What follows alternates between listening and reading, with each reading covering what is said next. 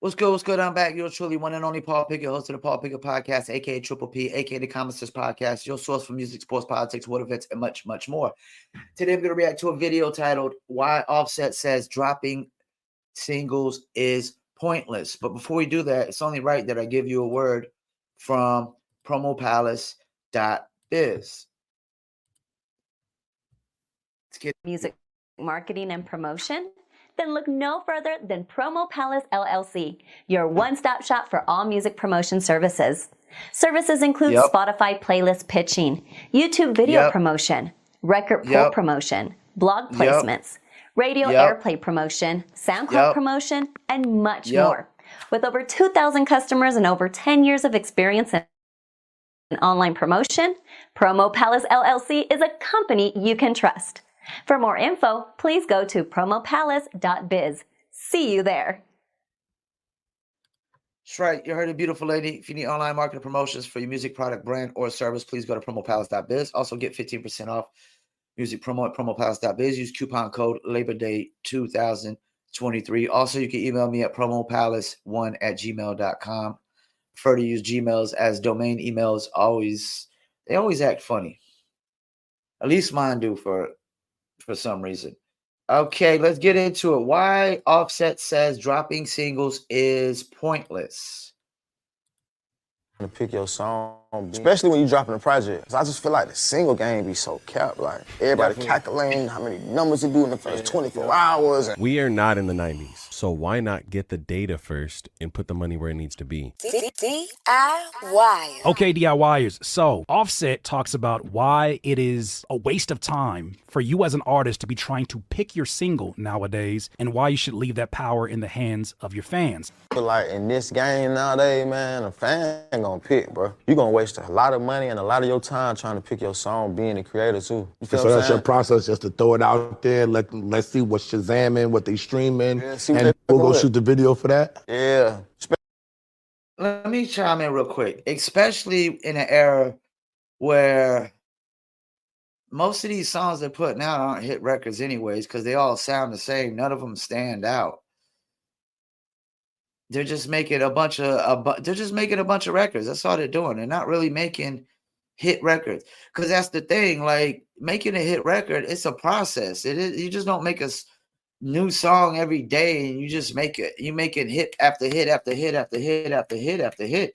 When you pump it out so fast, the quality of a lot of these records ain't gonna be that great. And yes, some might stand out more than others because you might just get that beat, that just really stands out. Because that's the thing too. Like, part of a hit record is the production. I've never heard a hit record that didn't have a good beat behind it. Especially when you dropping a project. 'Cause I just feel like the single game be so capped. Like everybody calculating how many numbers to do in the first 24 hours and capped. So it's like giving people the painted picture and let them choose, because the people gonna pick. That's just how it gonna go. Somebody gonna have to tell the truth, and I'm gonna tell it. Interesting message, that especially from someone that made a killing as a solo artist and of course as a part of the Migos with some singles that shifted the culture in many different ways, right? Really interesting to hear him say it's a waste of time to be picking your own singles. It almost feels like it's even alluding to the idea of over planning your rollout could be a waste of time. We are not in the 90s. We have the ability to pivot, make changes, shoot videos. We can do everything we need to do for a single in 24 hours. Easy. So why not get the data first and put the money where it needs to be? We have access to metrics, streaming. Let me stop right there. Why not get the data first? That's a great point, because I reacted to the video where Wendy Day said, hey, they work 5 records at a time. And then they run ads for 2 weeks on those 5 records. And then if 2 records seem to do better than the other, 3, they put a little bit more into those.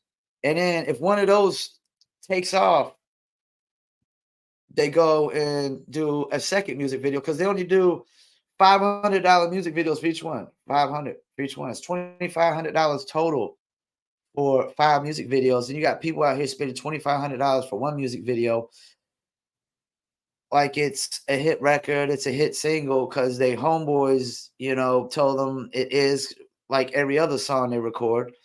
And that's the thing. Artists don't necessarily aren't always the best judges of what a hit record is or what song on their album could be a hit record. I think like Styles P didn't want to do the Locked Up record because the Akon joint, the Akon part of the hook. He didn't feel comfortable doing it. He didn't really want to do it. But when the record dropped, I mean, it probably could be his biggest record ever. Or if not his biggest, it's the second biggest ever behind I Get High, High, High all the time. So yeah, the market, it worked for the market, it worked for the fan base because as fans, we still loved it.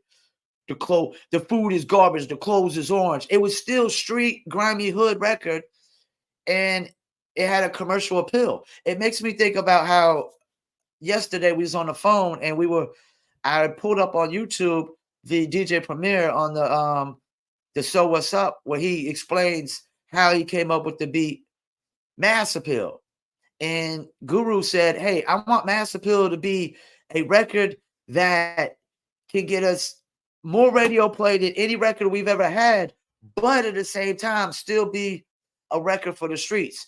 And Mass Appeal definitely accomplished that. It accomplished both feats. It accomplished being their most radio played song up to that point, and it pretty much was still a record for the streets. And you could do both. Numbers, analytics, we can get reception. We know down to what city people played in the most. Why would we possibly gamble if we don't have to? Right. I do understand sometimes maybe we invested more money in a certain song on the album. Maybe you paid for a producer's work, or you paid for a feature from an artist, or a sample to be cleared, and we're like, look, we got to do something with this one. Yeah. Even now with those type of things, it's still not up to you. You could have called Drake. You could have got a Marvin Gaye sample. I don't know who you killed to do that. Right. And then had Pharrell touch it with some keys. Right. It don't mean it's going to be the hit. We try to do our best impersonation, our best prediction, I should say, of what the audience is going to ultimately want. Yeah. We don't know.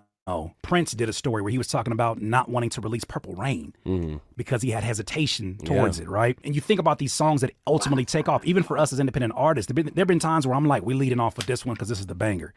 It's a pretty low percentage that it actually hit off. It's always that one that I'm like, we almost kept that off the project entirely because it was.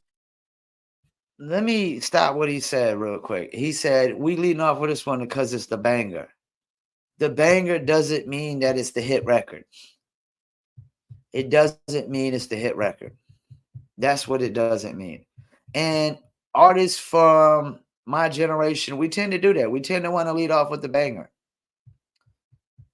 And that might have been fine in our era to lead off with the banger, but that ain't necessarily going to work nowadays. And yes, being that all artists don't make it off a radio, the fans are going to dictate and decide what your best record is for you. Unless it's a situation like Moray Quicksand, where clearly that was his most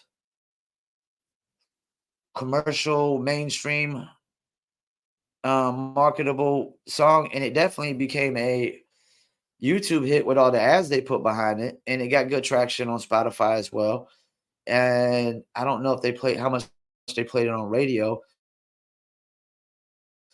afterwards and whatnot. But when you listen to that record, it was an older record, and it definitely sounds like a record that was ready to go. But that's not very often. That's the thing. That was an already made record that was just sitting there with no money behind it, and somebody heard it and like, yo, this is a winner chicken dinner right here with the Moray Quicksand. And when I heard it for the first time, I agree. I totally agreed with that sentiment. Of it was a guaranteed bona fide hit record. But artists ain't making these guaranteed bona fide hit records like that so often. The last one I can remember, it almost feels like Roddy Ricch the Box or something, like these guaranteed bona fide hits.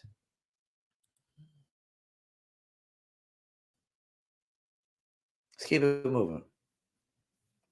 So different. Man, when I tell you, the last actual project I put out, yeah, we sat down and we talked about what's going to be the hit. Oh, come on, man. I think I know it all. Of course, we all do, yeah. You know, we got this Oh Gosh Leotis cyberpunk funk hybrid record. Shout out to him. We brought in Christine Aria and Nicholas Gray.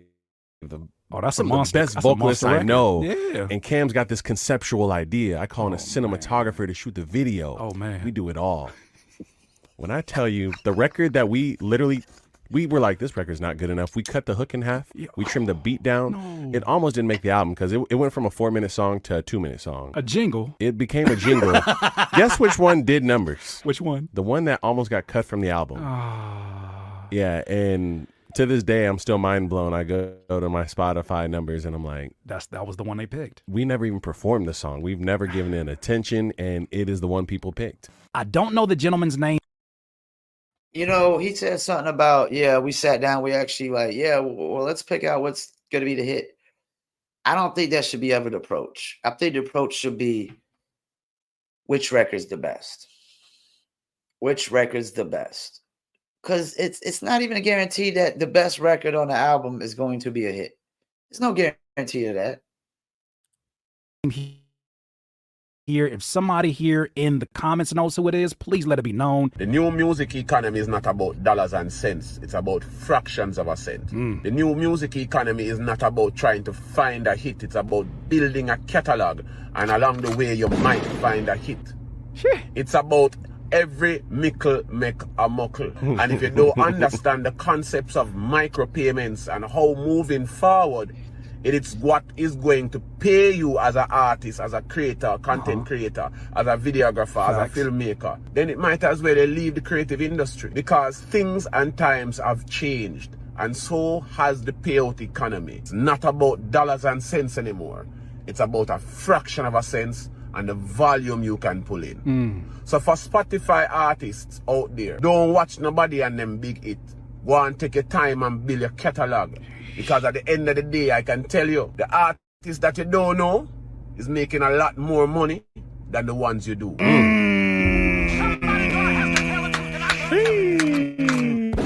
The artist you don't know is making a whole lot of money. You build up your boy. That you think you do know. Hey, shout out to that game. You build up the store's inventory. Right. That way, when the person decides they need to shop for 1 pack of Oreos, they walk into your grocery store and they leave out with a cart of things, right? Fantastic analogy. That really helped. Maybe I'm hungry, but that really... You know, and that's exactly what it's all about, which is once they show up, if there's only one record to listen to, they don't come back again. How many times have you seen a new store open up in a mall? It happened around here. A new store opened up in a mall and it was like, we're going to have the most exclusive sneakers, rare sneakers that you've ever seen. Then when you walk in and realize it's just the classic pennies in a glass case, surrounded by a bunch of note cards or post-it notes that say, the shoes will appear here in a few more weeks. I'm not really motivated to go check back with it because you didn't have what I was looking for when you got my interest and you had my attention. Now, I don't think this is to say that everybody is who you're trying to aim for, but you do want to make sure that somebody who wants to be a diehard of you, they have diehard material to attach to. Because if not, somebody can be diehard about a moment and then lose that because you just simply weren't consistent. You're so concerned about it being perfect that you're not realizing that your prime audience is not asking for perfection. Nah, and I'm still not content till I'm dominating every single continent. I like what he said right there. Your prime fan base, they're not really expecting perfection. And I think that's a great point. I don't know that anybody's expecting perfection out of these artists nowadays, except maybe people from my generation. I don't know that the new consumer fan base is expecting perfection. I don't know that. You know? Because, I mean, they're not getting perfection in the music, and they seem to be happy for the most part because they seem to be still consuming it. Go stupid, you don't think, then use your common sense. I did your wire and I know that I'm a product. When they play that new king, all the DIYs go crazy. All the DIYs go crazy.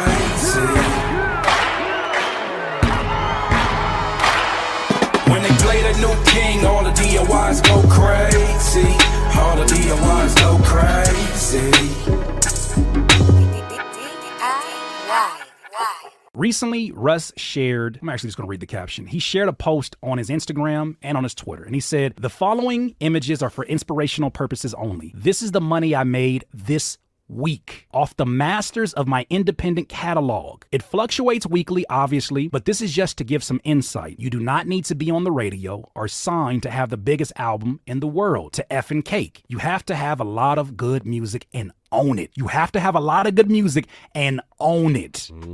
I use 2 different distros, Vydia and TuneCore. My deal with them is the same. I keep 100% and pay one-time fee annually for unlimited uploads. I just wish artists knew the value of having a catalog instead of feeling like they gotta make all the money they ever dreamed of off of one song. You niggas is playing the lottery. Yeah. With your whole music career. All I need is that one. All I need is that one. If I get the right feature, if I get the right playlisting, if I get the right this, the right that, the right visual, if I get a post that, you niggas is playing the lottery. And you don't want to admit it, but you're putting a coin. You're no different from your grandma going down to Reno, putting that quarter inside the slot machine, hoping to see 777 and end up losing more money than you actually made. But it's enough in this industry, which is why I love making the content we make to keep you strung along. 1 week, balance is $152,629.40. That 40 cents just feels disrespectful. And that's on just one streaming platform. One streaming platform. One distribution. One distribution. One distribution. And this is off of his independent catalog. Next one, $79,637 from TuneCore. I like the fact that he's giving this kind of transparency because it gives something tangible. Not obviously for everyone, but it gives you. That's almost $250,000 in a week. Independent. This cat is making about $1 million a month almost in just streams. That's not counting merch. That's not counting shows. What did that guy say earlier? The rappers you don't know are getting paid more than the rappers you do know. Because he's keeping all this. He don't gotta give this to no label. Label ain't taking a percentage of this. An idea of what those numbers really are. How many rappers have we grown up on and we just heard about they signed a deal? We don't know the details. I mean, it's none of our business, but we don't know how much money they're actually making off of their music. All we're doing is assuming, based upon all the visibility, based upon all the marketing, they must be caking up there everywhere, but not really thinking about it from a standpoint of business that costs money to be that visible. And they're probably losing money in a lot of these situations. I've always been a big proponent of making sure you are creating a catalog. I'm passionate about universe creation, which that's probably a whole conversation in itself. What do you mean when you say universe creation? Universe creation is going to be, why is the Marvel movies some of the highest grossing films ever made? It's because every single thing that you make within that universe has fans from other pieces of the universe coming to the next thing, right? Wow, okay. Never heard it explained like that. That's dope. Yeah, and they do it in music also. Right. So when you're a big fan of maybe a Childish Gambino who makes an album called Because the Internet, before he drops an album, he dropped a script. Then each music video is a part of the storyline of the script. Yeah. And he does all these little pieces so that when the album comes out, you want the whole body of work, not just the single, because all of it comes together to create one piece that you can digest, right? Yeah. Let me stop real quick. It makes me think of one of my favorite rappers, Joyner Lucas. Joyner Lucas definitely writes out scripts for a lot of the music videos. And, especially when he's by himself. Not so much with features, but when he's by himself, he writes out these scripts. And then he goes and writes the song based off the script. Then you go and film it, and it's this whole package deal. You know what I'm saying? Because that's the thing. It really is about a package deal now. It's not just so much about the audio as it is the visuals nowadays. And it's a package deal, That's why I ramped up my little 15-second lip syncs of my personal catalog, after seeing the video about music videos. And where most of the artists are just saving $800, $1,000 doing music videos and just going in and just doing, different pieces of their song or the whole song on TikTok, whatever, the whole clip that's on TikTok or whatever. They just get in there and just lip sync it, get, good camera phone and go anywhere and do it. You know what I'm saying? And save a lot of money. And then you're not giving them the whole song. and you let them decide which ones they like the best, you know? And definitely because artists are not breaking on radio like they used to. Definitely, radio used to dictate a lot of what hits are, or the clubs. A lot of artists are breaking through the internet, man. YouTube, you know, SoundCloud, AudioMac, TikTok. You know, they're using Instagrams and Facebook, all these other platforms that they're able to break on. And club and radio doesn't really dictate what songs are the hits anymore. Talking about doing the exact same concept with you as the universe. Right. Curtis King is the thing. So if I become a fan of Curtis King, I'm a fan of everything he's done. I'm going to go to his YouTube. I'm going to go to his albums. I'm going to go to everything he's ever been a part of. And because I'm a fan of Curtis King, the less things you have available for me, the less things I can engage with. Now imagine the artist that's only putting out music. Yeah. Oh, I like that. Like for me, example, Paul Pickett, my real name, artist name, Paul Masson. Also on Promo Palace LLC. Also am part of Dizzle brand Premium Luxury Liqueur. On New Litter Apparel. Paul Pickett Podcast. Live from Fayette Now Podcast, which is every Friday. Check that out. Live from Fayette Now Podcast every Friday with me, Big Kaz, Big Face, Mr. J, and Mr. Jones. Check that out. Then we got another podcast about to come out for Big Face, helping him with his Circle of Kings podcast. 102.6 The Streets, relaunching his radio station. You know, I try to help Black Canvas, my guys at Black Canvas, as much as I can. I attach myself to so many brands. You have so many options. You don't get bored with just one option, you know, especially when I'm promoting these brands. And also, how bigger do I look when, oh, hey, you know, shit, Paul's part of owns Promo Palace. He also owns Paul Baker Podcast. He owns New Litter Apparel. He's also part of Dizzle. He part of Live from Fade Now Podcast, which he started. Like, yeah, if people are going to support you, they're going to support all these things. And also, they see all these things. They know you ain't playing around. They know you serious. Know you ain't playing games. And actions speak louder than words. You know, people can say they do this and say they do that, but people want to see you doing this shit. So when people see, hey, Paul's part of Dizzle. Paul's got the podcast. Paul's got the radio station, the promo company, the apparel. Yeah. And then the same thing with the haters too, though. The haters can go and hate on all that stuff too. The haters go, oh, you know, screw Paul because he's in his podcast. Screw the apparel, screw this. But they can go hate on all of it. And that can work. I mean, we shout out to Nicholas Gray. He mentioned currency. That's why currency is going to always be good, because of the amount of work he puts out there. However, you got to think, because you don't really see content necessarily from, he posts all the time, but you don't really see him as a content creator in addition to it. I think of Action Bronson doing the cooking in addition to it. It's almost like, I don't want to say he has to put all that music out, but it certainly helps when you don't have the content to kind of like make up for the other spaces that you're not really existing in for people. Yeah. So I get that. I think it's just a matter of, it's our responsibility. Like being, you know, a podcaster or doing your TikTok influencer thing or Instagram influencer thing or Facebook influencer thing or whatever, you know, just being and everybody can't be an influencer because you got to have influence, but just being a content creator in general. And that's the thing. There's just so much content on the internet. It's so oversaturated. Not creating any content is not going to get you any exposure. You know, I know sometimes people be like, man, you be blowing up my timeline. Well, yeah, because that's the thing. I have a lot of things to create content for. And there's a lot of content that is oversaturating it that I got to break through. Ability in this generation to figure out, as creatives, as independent artists, what is the balance? Look, if you want to sell your art, make sure you have inventory. That's the bottom line, right? The less inventory you have, you're putting a ceiling on your own potential growth of income. Man, that's an issue. Every time I leave the Jake Asai universe, right, and I show up to the Curtis King one as a guest. I'm giving people a small sprinkle and advertisement of what's behind me. People will click on my name and they're going to go, oh, he doesn't have anything but this one album. I'll spin it once and then they leave, right?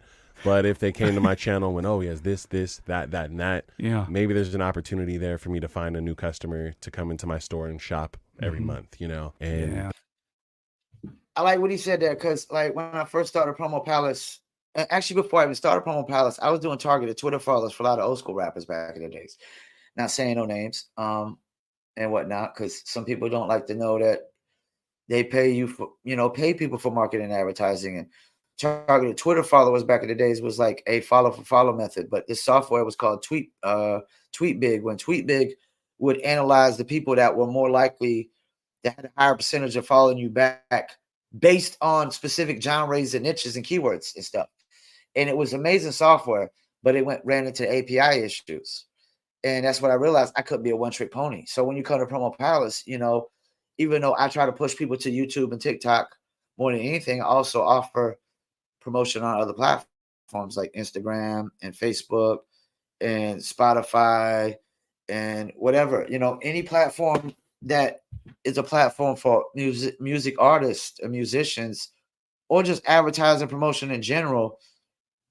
I try to be able to provide services for it. I mean, I could do SEO, search engine optimization, website traffic, Facebook ads, Twitter ads, whatever it may be. So I don't try to be a one-trick pony, because some people they want what they want. Even if you be like, yo, focus on YouTube and build your channel from YouTube and then build everything else up off of that, or pay TikTok influencers or whatever. Some people just want what they want and they're not going to listen. And then it becomes a supply and demand kind of thing. I can't put a gun to somebody's head and tell them, hey, focus on YouTube more than Spotify. If they want to focus on Spotify, I'm not going to argue with them, but I'm not going to tell them again and again. I'm going to tell them once or twice. They don't want to listen. That's on them. They can learn the hard way, that you're not breaking artists by just focusing on Spotify. You need YouTube and all these other platforms to leverage them to Spotify. But, artists think they know better than everybody. They think they know it all when they don't know jack shit, so there's that problem you run into. That's important. That's why the feature is a thing in hip hop. Absolutely. Because sometimes we just want to visit that other universe and see if people can take a peek at us and follow us back home. Which is another reason why I feel like I'm slightly disappointed that the remix doesn't have the same power that it once had, because the remix was a surefire way to say, look, not only do I want you to dip into my universe, but here's a successful piece of my universe that I know you could bring a new insight, a new delivery, a new perspective on. Jump on this. So you don't really see the remix. I mean, great point, because Bad Boy used to remix every single record. You had the Special Delivery remix, the Bad Boy Shine remix. Every single artist that they came through, they were remixes were heavy. Flavor in the Air remix, and you normally put on like 3 or 4 people in there. Who Shot Your remix? It was just so many remixes back in the days. Like you come out with a very successful. If it was a really, really successful hit single, you'd always remix it. You had I Need a Girl Part 1 and Part 2. Pastor Cavassier had a remix. Yeah, man. Like remixes were a heavy part. Like you have a big record. It was a way to extend the life of a big hit single and a big record. Oh, you know what? Let's do the remix of Stone, Keith Murray, and so Ghostface, and whoever else. So Special Delivery. And you don't see a lot of that nowadays. You definitely don't see that. But that's because a lot of these records ain't big enough. They're not big enough songs and big enough hit records and dope enough records to really be remix records. They really ain't. It'll last a little bit and we're going to wrap it up. As much as you saw it at one point in time, but you make a great point in that when people choose to become a fan, a real diehard, not a casual fan. Yeah. Like casual fans are valuable, but they take time to convert into super fans or community members, engaged people of your community. That takes time. That takes, for some people, some of y'all have been watching my videos for years and just this year decided to subscribe. Just this year decided to leave a chat. Now imagine I was waiting on just you. How frustrating. I hate to cut it off again, but that's a lot with a lot of content creators. If you listen to a lot of big content creators, they could have 1 million subscribers and like, only 60% of y'all are subscribed, or only 40% of y'all are subscribed, which means almost half the people watching are never subscribed. That's the thing. You never know who's really watching because they're not always engaging. It would be. I probably wouldn't want to post up content. But the truth of the matter is, it is my responsibility as a creative to show up, do the things, all the extensions of my creativity, whether that's podcasting, whether that's reacting, whether that's creating Instagram content, short form content, whether that's being on someone else's platform as a guest, whether that's rapping, whether that's producing, whether that's live streaming. There are so many mediums that you can come meet me at and say, I'm not a fan of his rapping, but man, I love when he does reaction videos. Right. I'm not a fan of the reaction. I don't really care about that news, but I'm a fan of his like music. that. And for me, it doesn't necessarily matter how you get here. The thing that matters is that you're here. That's all any business cares about. With that said, ladies and gentlemen, those were our. And I like that.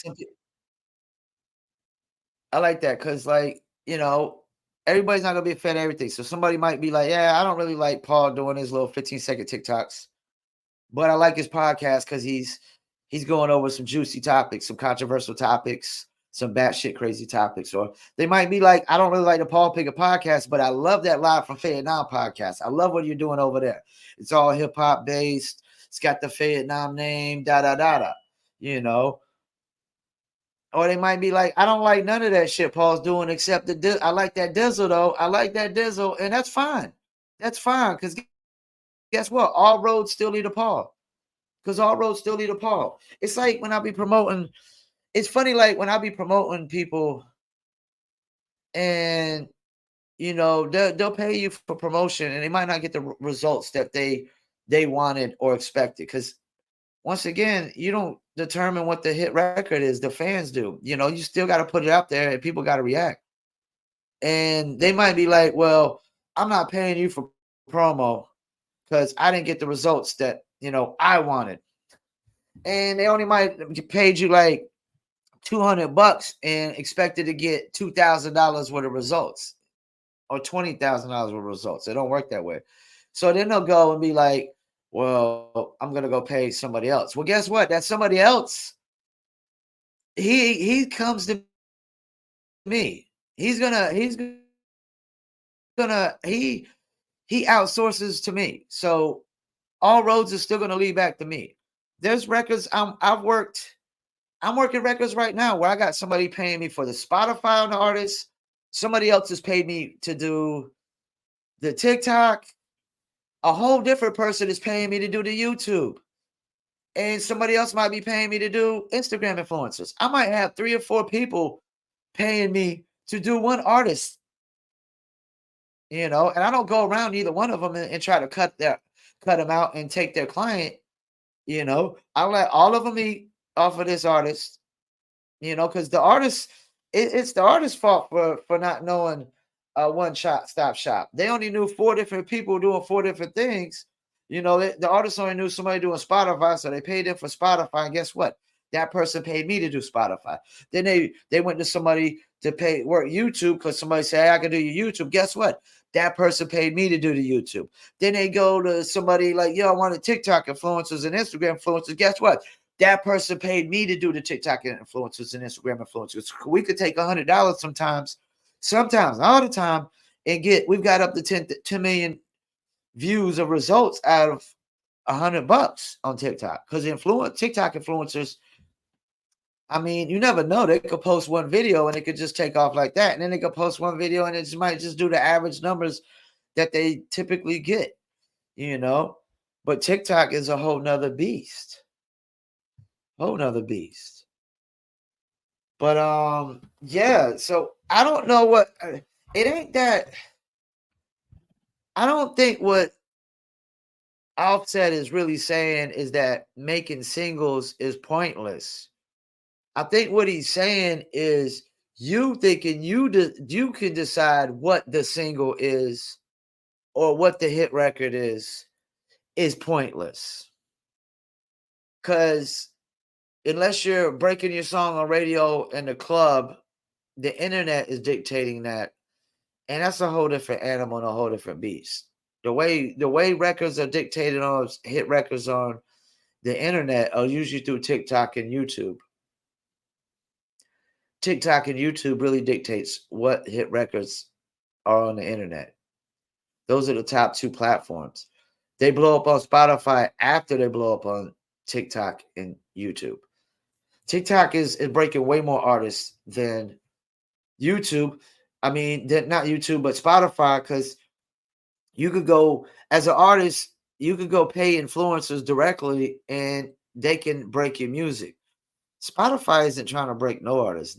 Now they're rolling out the discovery mode, but there's artists making 50,000 listeners a month on discovery mode, but that's not gonna break you. That's not breaking you. 50,000 listeners on Spotify is not break you. You gotta, if you're not leveraging YouTube, TikTok, Instagram, Facebook, Twitter, maybe Twitch and all these other platforms, Snapchat or whatever it may be. What are we talking about here? And there's so many of them. You can't just do. That's another thing. You can't just focus on one of those either. You might want to focus on 2 or 3 because you might blow up on TikTok, but not on YouTube. You might blow up on YouTube and not TikTok. But you're definitely not gonna blow up if you're just focusing on Spotify and Spotify alone. And if you think you just, like none of these NBA YoungBoy records be hit records. And he pumping out a massive singles. None of them are hit records. He just pumps out so many. They get he gets so many streams combined because he pumps out so many. He totally gets it, man. Like they're none of them are hit records. And the fans decide which ones they like more than the rest. The ones they get played more than the rest are the ones that the fans decide, hey, we like this one just a tad bit more than the last, or a tad bit more than, the previous ones before it. But yeah, I don't think Offset is necessarily saying don't drop singles. He's saying don't go in the mindset of thinking you've made a hit single, or you could decide what the hit single is going to be when the internet is deciding that. The internet is dictating that, and that's usually typically through TikTok and YouTube for the most parts. Once again, I want to thank you for tuning in to another episode of the Paul Pickett Podcast. And once again, I'm out.